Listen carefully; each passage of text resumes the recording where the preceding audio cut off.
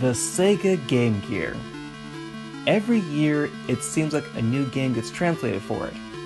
And every year, I feel that if Sega had brought more of these games to the West themselves, its battery-guzzling portable could have been a real contender for the dominance of Nintendo's Game Boy. Curse you, Pokemon! Curse you for blinding us to the awesomeness that was the Game Gear. Ooh. Pokemon Sun and Moon is only $12 online. 4 to 6 weeks later.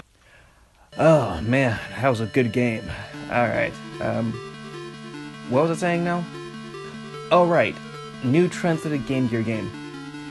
Hey there, this is Megaboy J, and today I'll be reviewing Moldorian, the Sisters of Light and Darkness.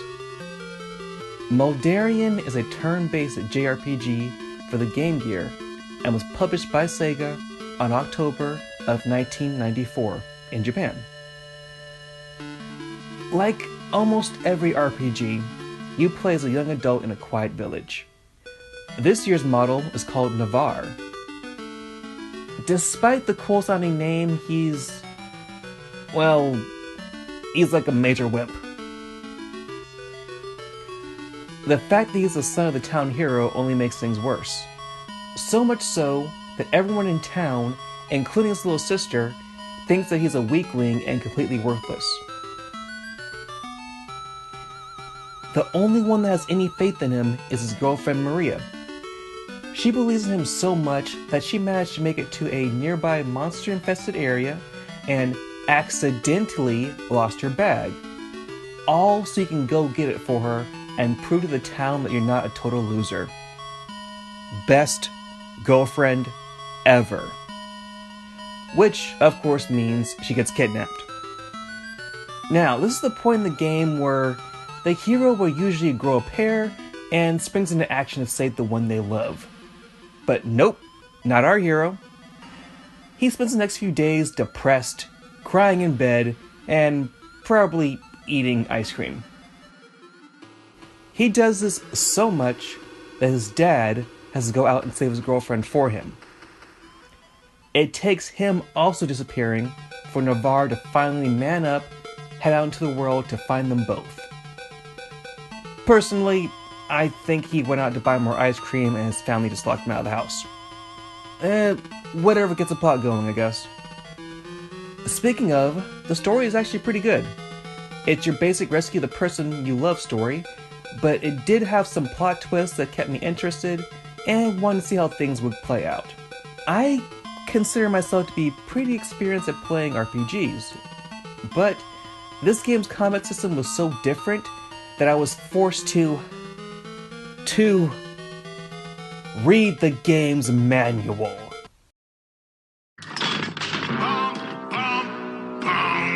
Dramatic reverb. Hey, hold on. Don't take away my RPG license yet. Let me explain. Okay, you know how in like a regular RPG, when it's a character's turn, everything stops until you make a move? Well, in this game, when it's a character's turn, they will automatically move to the front of the combat line. If you don't push anything, they will step back, missing their turn. To perform actions, you need to push an order of button commands. Hold right and then the A button to physically attack an enemy. Hold A, then up, down, or right to select an item. A plus left to make you run away. Hold B, up, right, or down to use your magic. And holding B and left will make you defend. Yeah, that's why I had to read the manual. Honestly, the entire system is like a mixture between Final Fantasy and Street Fighter 2.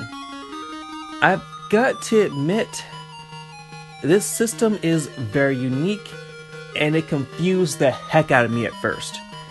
It's a lot of combinations to remember, and it took me a bit before I got used to it. Even after I did, in the heat of combat, I would sometimes forget which combos did what and wound up using an item when I meant to use magic. Confusing as it may be, the combat system does have one major benefit. An issue that a lot of old school RPGs have is padding out their games with high encounter rates. This slows down the progress by putting you in a fight every 5 to 6 steps. Though the game does share the issue of high encounter rates, because you're not fumbling through a million menus, the combat moves very quickly and does help the game move at a decent pace. I will admit, I haven't played that many games for the Game Gear, but so far, this is some of the best music I've come across for the system, with the town and battle themes being some that I really enjoyed. Turns out, the music was composed by Hitoshi Sakamoto, who is known for making the music for games such as Final Fantasy XII, Tactics, and my other game I just played, Ash for the DS. Though there aren't a lot of animations, the game has some nice graphics. It has a lot of bright colors, big enemy sprites in combat, and gives an old school vibe that makes you feel like you're playing a console RPG. One thing I didn't like though, was playing musical party members. Here's what I mean. You go to a new town and get a new party member. You go through 1 or 2 dungeons, then they leave for a dumb reason, being replaced by a new person that does the same thing a few hours later. Eventually, you will get your permanent party, and they're pretty cool. I just don't like getting attached to a character or wasting money buying spells or armor for a guy that will be replaced with someone else who may not even be able to use the same stuff I just bought for them. Besides that, and the slightly confusing combat system, the only real negative is the game's length. It was a bit on the short side, lasting me about 10 to 15 hours. Some people may find this to be an issue, but I enjoyed the fast-paced nature of the game. All in all, I had fun playing Moldorian.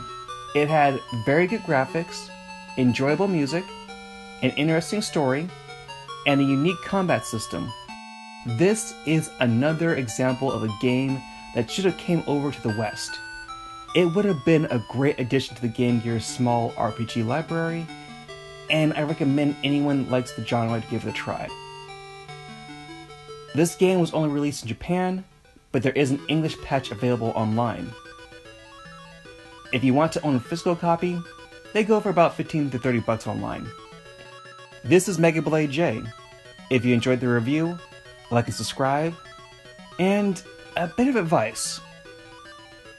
If your girlfriend is willing to put herself in danger just to make you look good, you better put a ring on it.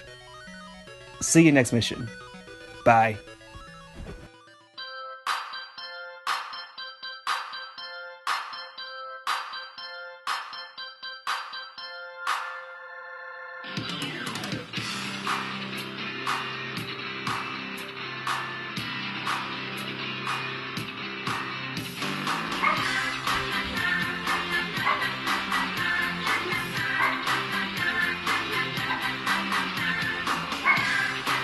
Barking for no reason.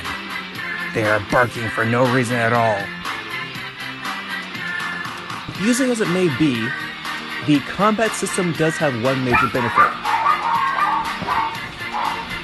Dogs never get chihuahuas. They are the noisiest dog I've ever met in my entire life. Ah! Bum, bum, bum. Drag moment.